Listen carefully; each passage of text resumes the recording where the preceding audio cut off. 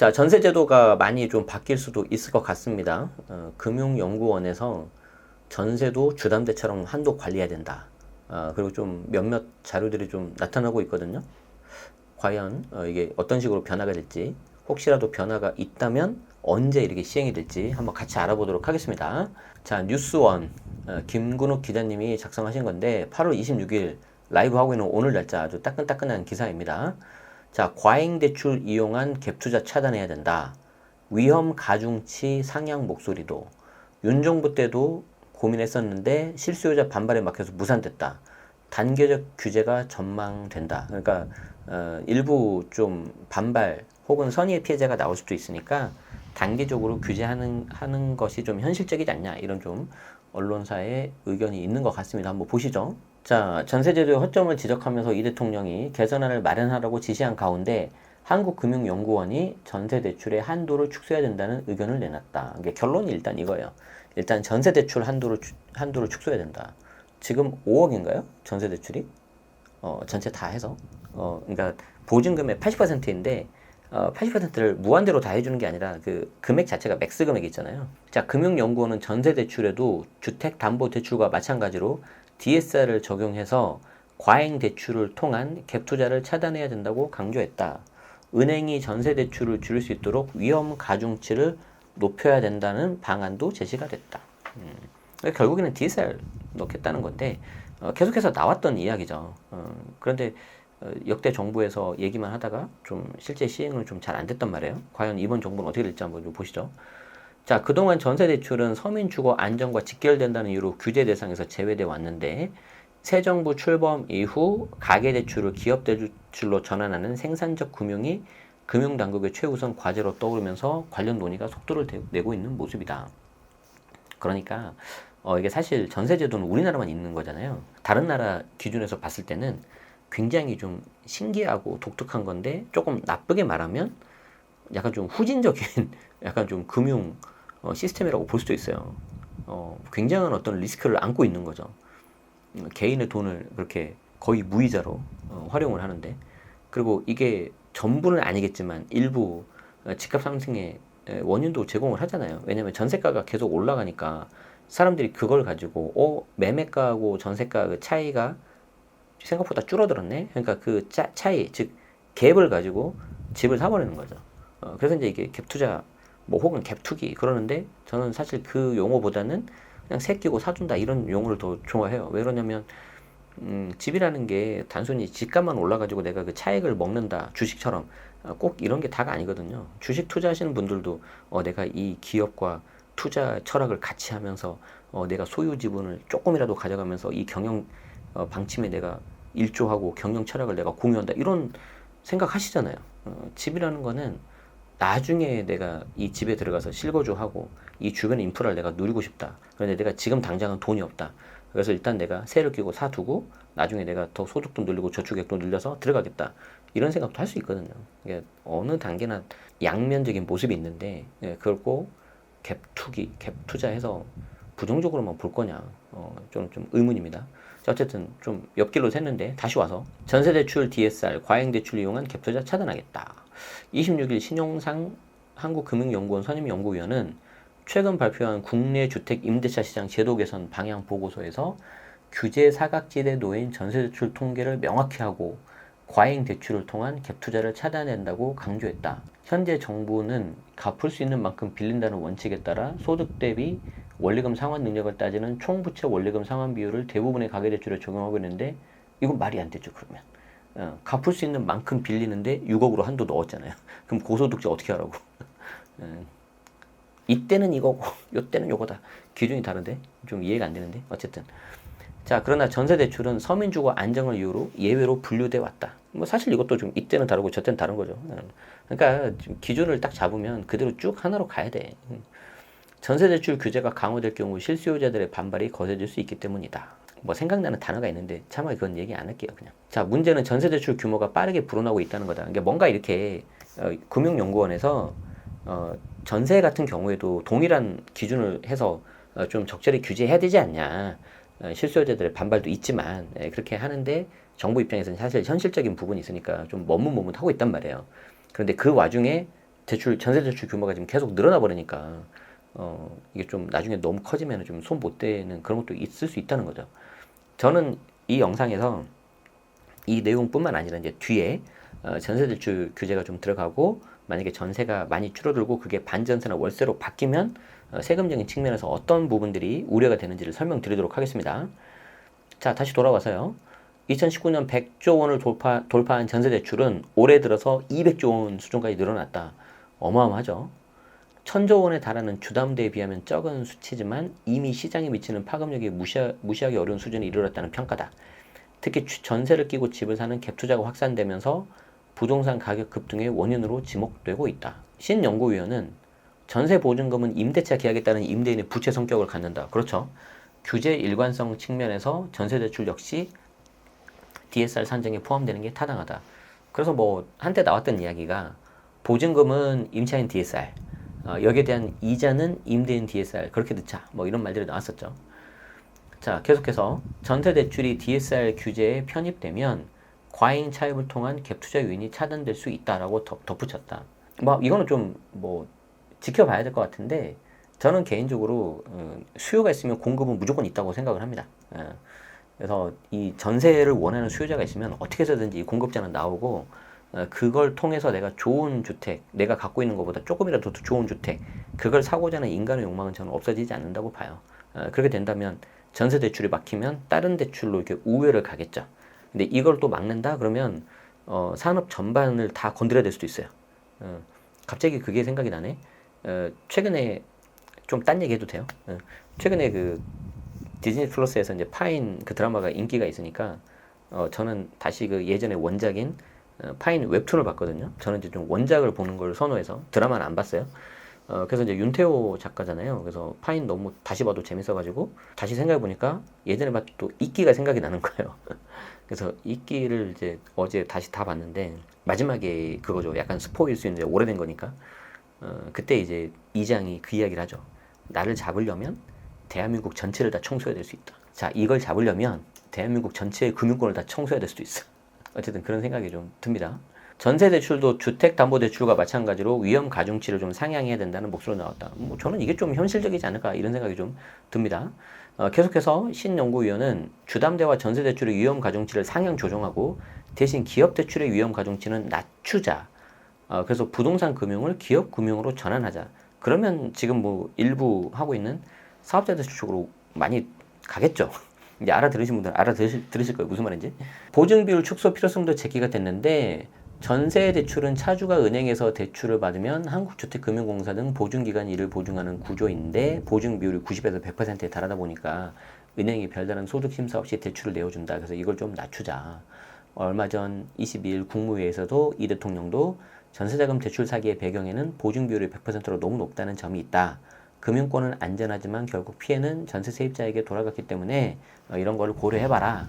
그쵸? 뭐 이런 것 좀 한번 고려해보긴 해야 될 것 같습니다. 어쨌든 지금까지 이렇게 내용을 보면은 사실 시행 시기만 좀 남은 것 같아요. 구체적인 내용들은 좀 나온 것 같고 그래서 지금 언제 만약에 이런 것들이 나올 수 있을 거냐라고 이제 좀 언론사에서 나오는데 문제는 실수요자들의 반발이 생각보다 클 수가 있기 때문에 지난 정부에서도 계속해서 시행을 못하고 있었다는 거죠.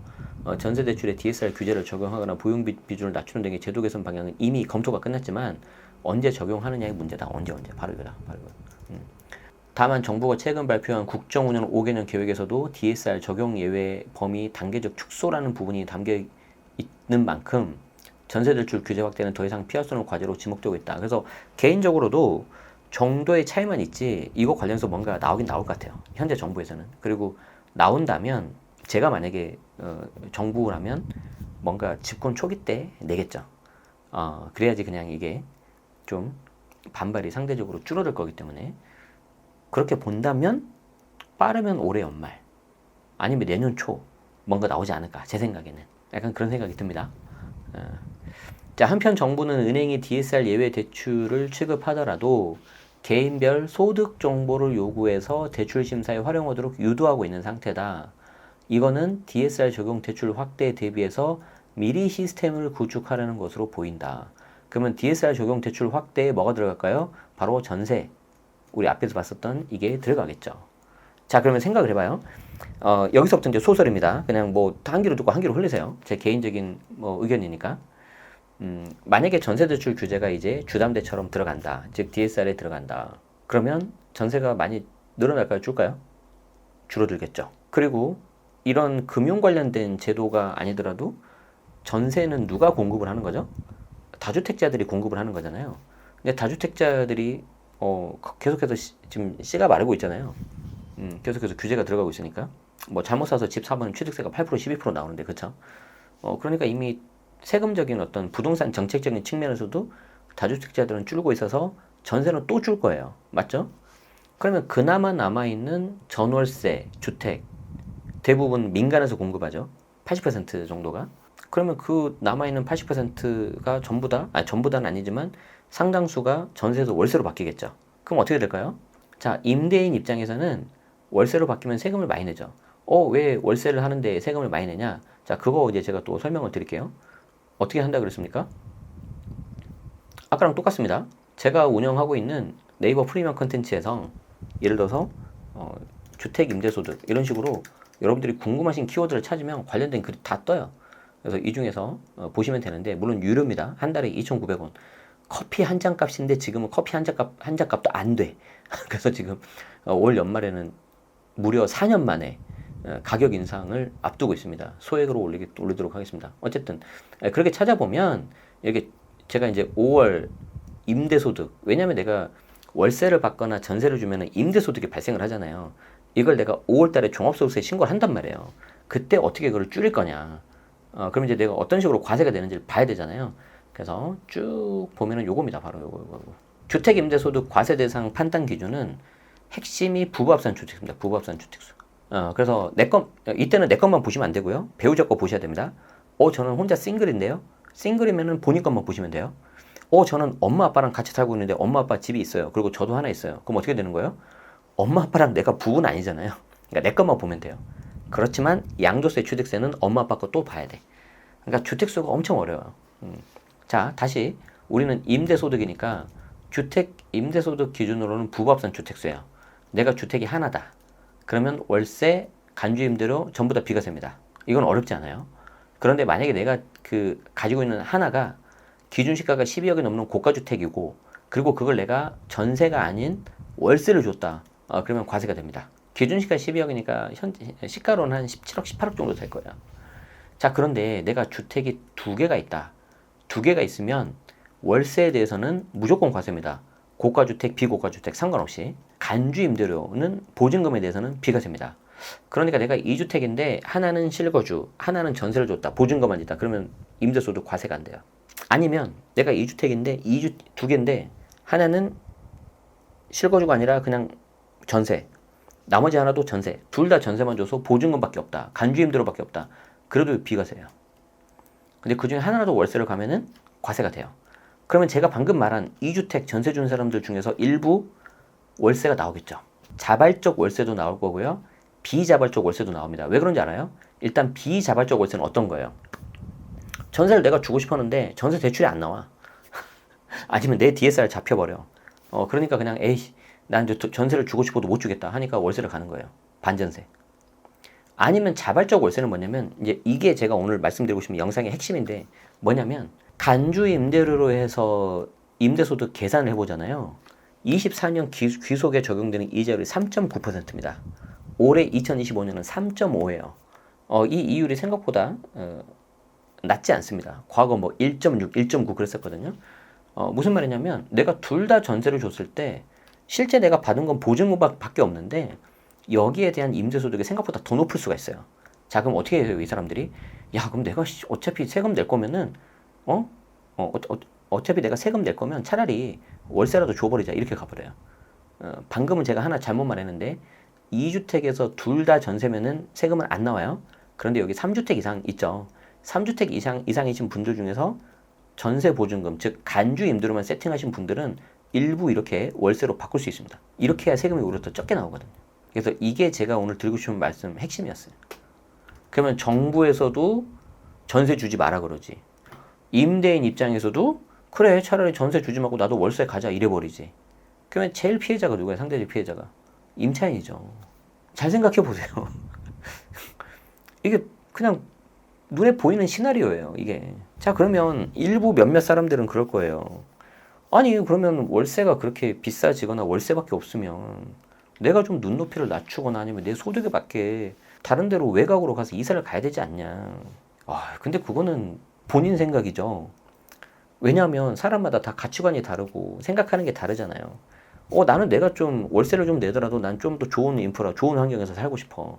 그 좋은 환경이 뭐 인프라도 될 수 있고 자연 환경이 될 수도 있고 쇼핑몰 같은 편의시설이 될 수도 있고 아니면 교육 같은 학군이 될 수도 있는 거잖아요. 그걸 왜 그 사람이 선택한 거를 다른 사람이 옆에서 참견해요? 마치 뭐랑 비슷해요. 나는 설렁탕을 그냥 소금도 안 넣고 깍두기도 안 넣고 그냥 나는 그냥 슴슴하게 먹고 싶은데 갑자기 옆에 있는 어떤 사람이 야 깍두기 국물 넣어봐 이거 맛있어 다 들이부어버리는 거지. 너무 짜증나죠 진짜. 물론 저는 국물 넣어서 먹는 거긴 한데 이 비유를 들자면 그런 거예요. 중요한 건 뭐냐면 선택권이 우리한테 두 개가 있어요. 전세냐 월세냐. 그럼 우리가 골라갈 수 있습니다. 그런데 선택권이 만약에 하나로 줄어들어요. 그냥 울며 겨자 먹기식으로 그것만 해야 되는 거죠. 누가 더 좋은지는 여러분들이 확실히 알 거고 대학교 1학년만 들어가도 경제학 원론이라는 걸 배우죠. 거기에 무차별 곡선이라고 있습니다. 진짜 나도 배운 지 몇십 년 됐는데 무차별 곡선에 의한 그 한계 효용, 그 총 효용을 보면 똑같은 물건 두 개를 가지고 있는 것보다 다른 물건 하나하나 갖고 있는 게 훨씬 효용이 높아요. 이건 내가 지금 그림을 그릴 수 없어서 뭐 그 정도까지 실력이 안 돼서 제가 못 그려드리는데 무차별 곡선 검색하시면 나옵니다. 경제학 원론에서. 그래도 제가 이제 나름 경영학 전공을 했으니까 이걸 여러분들이 이제 앞으로 자주 보셔야 될 수 있다. 그리고 이미 3주택 이상인 다주택자들이 지금 씨가 마르고 있습니다. 별로 없습니다. 그러면 이 2주택인 사람들이 전부 다 전세를 줘서 그냥 임대소득을 회피하거나 아니면 그냥 전세라도 줘가지고 나는 있고 싶었는데 어쩔 수 없이 일부가 월세로 가서 세금 내는 그런 형태로 갈 수 있죠. 그리고 이 경우에 오히려 내가 해보니까 아까 3주택하고 마찬가지로 에이씨 내가 어차피 이런 거 그냥 둘 다 월세로 돌리자 이렇게 될 수 있겠죠. 이러면 또 어떤 댓글이 나오냐면 영상 듣지도 않고 어떤 댓글이 나오냐면 야 보증금을 돌려줘야 월세로 바꾸는데 보증금이 누가 다 있냐. 그렇지 않아요.